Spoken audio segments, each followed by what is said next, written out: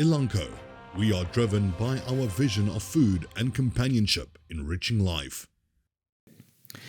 In today's news, according to information recently provided by the Minister of Agriculture, Toko Didiza, Onderstepoort Biological Products is allegedly turning a profit of around R300 per unit of foot and mouth disease vaccine imported from Botswana. Didiza was responding to a question posed by the DA in Parliament regarding the FMD vaccine situation. In her reply, she said that OBP purchases the vaccine from Botswana at an average price of R1,563.42 per unit, with an inbound landed cost per unit amounting to approximately R2,696.26. Didiza further stated that OBP sells the vaccine to the South African government at R3,022.21 per unit. A total of 634,000 animals have been vaccinated against foot and mouth disease since the department started vaccinating animals in March 2022.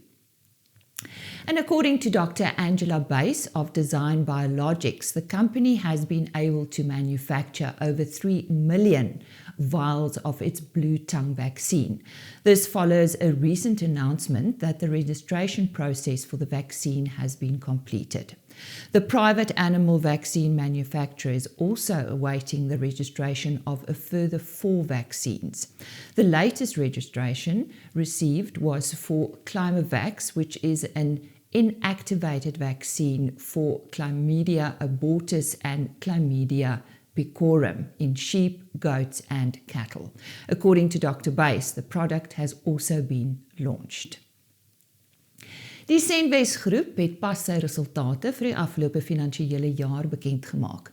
Hiervolgens het die maatskappy se wins met 50,9% gegroei.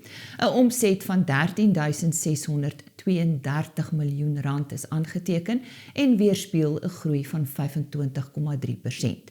Volgens die groep se hoofbestuurder Frans Ostrydom word die hoër wins toegeskryf aan aansienlike uitbreidings.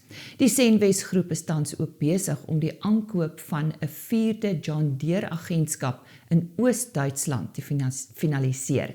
Die groep sal sodoende sy internasionale voetspoor vergroot. En baie koue toestande word vir die volgende 2 weke verwag, met minimumtemperature wat ver onder vriespunt kan daal. Weerkenner Johan van der Berg gee nou terugvoer. Wat die binneland betref, nie veel reën wat verwag word nie. Daar het ook in die laaste paar dae hier oor die suidelike dele van die land, die sentrale dele ook so ligte reën voorgekom. Maar die groot nuus is dat baie koue toestande gaan voorkom in die volgende 2 weke. Dit lyk asof minimumtemperature redelik ver onder vriespunt gaan daal. En tweedens lyk dit asof selfs die noordelike gedeeltes van die land, Groblersdal, Polokwane, Valwater, daardie gedeeltes, is daar 'n kans dat daar gaan ryp voorkom hier in die tweede week, tussen die eerste en die tweede week van Julie. So ek dink mense moet maar versigtig wees. Dit kan maar 'n bietjie rybestryding toepas waar daar klein boompies of so is wat kan doodryp. So daar moet maar voorsorg getref word, want dit lyk na baie koue toestande. Ook in die Oos-Kaap, en daar kan dalk so 'n bietjie ysreën en sneeu ook voorkom in die volgende 2 weke, maar baie koue toestande. Ons praat van minimum temperature onder -5°C. En so sê Johan van der Berg. As of 20 June 2023, approximately 1/4 of all grain and oilseed volumes shipped under the Black Sea Grain Initiative were declined from the People's Republic of China. This makes China the single largest recipient of food and feed commodities. This is according to information published by the United Nations Joint Coordinating Center.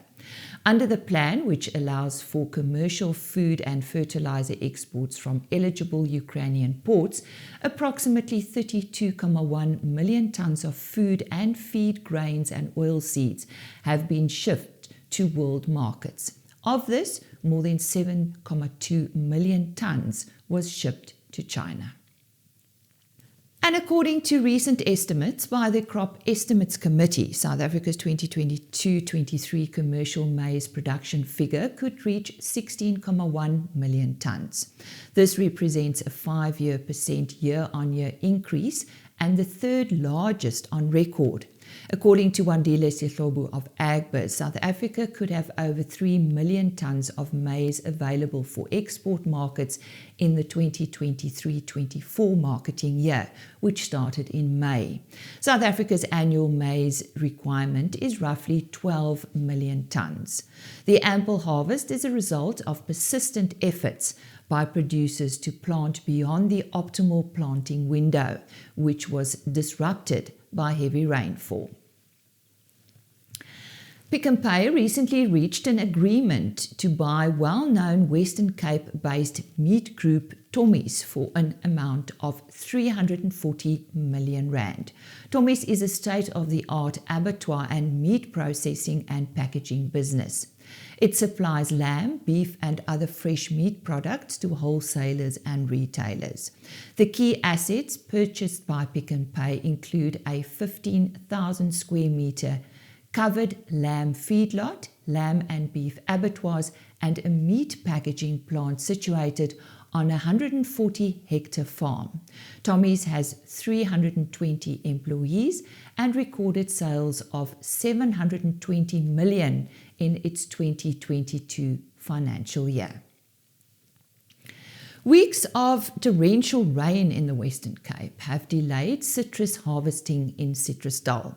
This comes at a time when the export season is at its peak. According to Justin Chadwick of the Citrus Growers Association, citrus growers in the area remain hopeful. He says it is very difficult to put a rand value on what has been lost. The entire area has lost between 10 and 15% of its crop. Early navel and clementines are especially affected. The association reported that about 60% of the early cultivars were harvested when the worst rain hit. Harvesting in the area is now about 2 weeks behind schedule. That is today's news.